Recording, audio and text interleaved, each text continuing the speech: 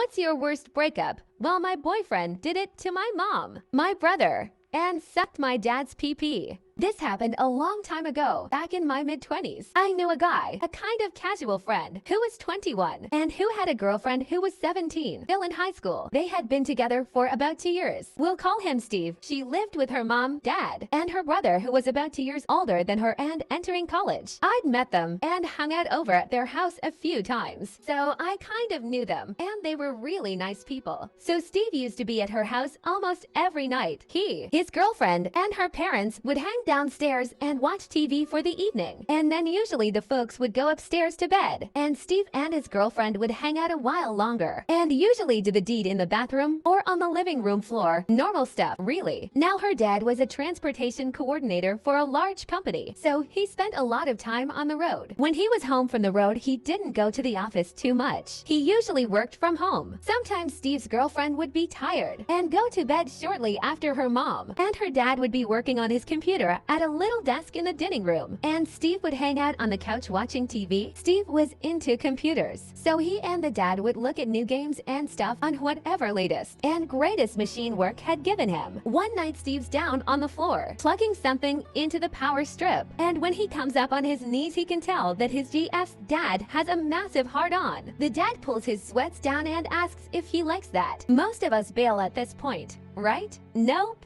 Steve starts sucking his pee-pee, finishes the job, and goes home. So this becomes kind of a regular thing every month or so. He stays past GF and the mom going to bed, and he sucks off the dad. But wait, it gets better. He and the GF eventually move in together. One night he's dropping something off to his GF's mom, and the dad's on the road. The mom is in just a housecoat, starts putting the moves on him, and he takes her into the downstairs bathroom, bending her over the counter and railing her. They start working this in. When they can win the husband in on the road, and he can find a way to come over without the GF.